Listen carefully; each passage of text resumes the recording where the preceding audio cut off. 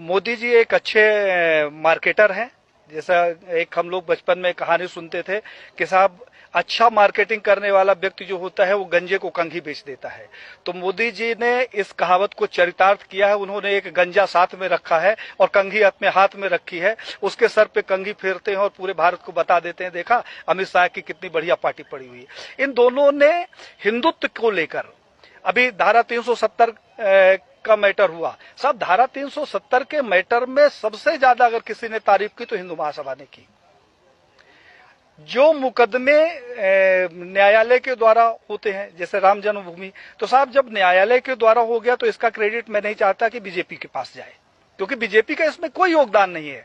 मुझे वो दिन याद है, भारत के बच्चे बच्चे को ये दिन याद होगा जब 1947 से लेकर हिंदू महासभा राम जन्मभूमि का मुकदमा लड़ रहा था। यही लाल कृष्ण आडवाणी सहित भारतीय जनता पार्टी और आरएसएस के प्रमुख नेताओं ने हमारे नेताओं से संपर्क किया और उन्होंने कहा कि भाई साहब आप लोग इस तरीके से मुकदमे लड़ते रहेंगे, अगर आप कहें तो इसका हम राजनीतिकरण कर दें और अपनी सरकार बन जाएगी तो राम जन्मभूमि का मुकदमा ठीक ठाक हो जाएगा।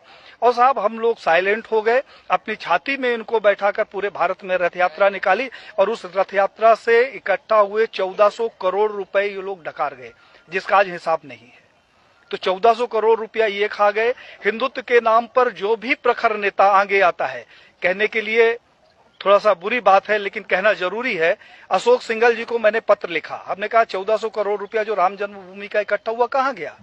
अशोक सिंघल जी से हमारा बड़ा आत्मिक लगाव था। उन्होंने उसका जवाब दिया और मुझे फोन किया कि पांडे साहब मैं अयोध्या जा रहा हूं, आप आ जाओ, आपसे कुछ बात करना है। मैं जब अयोध्या गया तो एक गले में वो पीला टॉवल रखते थे, उन्होंने जो शिला रखी हुई थी उसकी धूल झाड़नी शुरू कर दी। हमने कहा कि ये क्या कर रहे हो। बोला पांडे जी मेरा अंतिम सपना है कि किसी तरीके से मेरे जिंदा रहते ये मंदिर का निर्माण हो जाए। साहब उन्होंने हमारी उनकी काफी गंभीर चर्चा हुई। उन्होंने कहा पांडे जी अभी नहीं तो कभी नहीं। तो हमने कहा क्या करोगे, आप लड़ तो सकते नहीं। बोले कि अब मोदी है और लड़ूंगा भी और विरोध भी करूंगा। और साहब अशोक सिंघल जी एक स्वस्थ व्यक्ति जिसके साथ हमने 2 दिन बिताया, वो दिल्ली जाता है और अचानक उसकी मौत हो जाती है।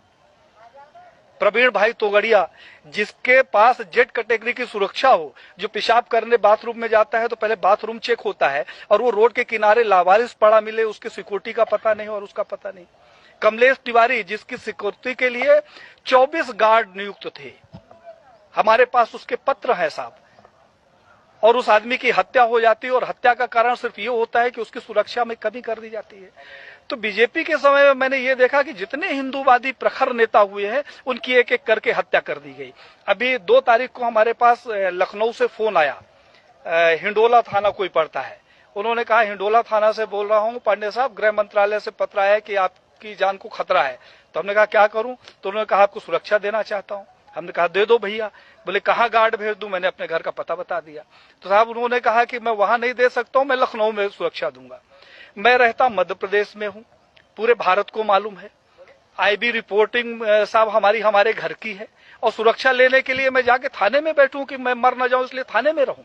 इस तरीके का जो इनका दोहरा चरित्र है वो अब हिंदुत्व के लिए हमें लगा कि एक खतरे के रूप में सामने आ रहा है।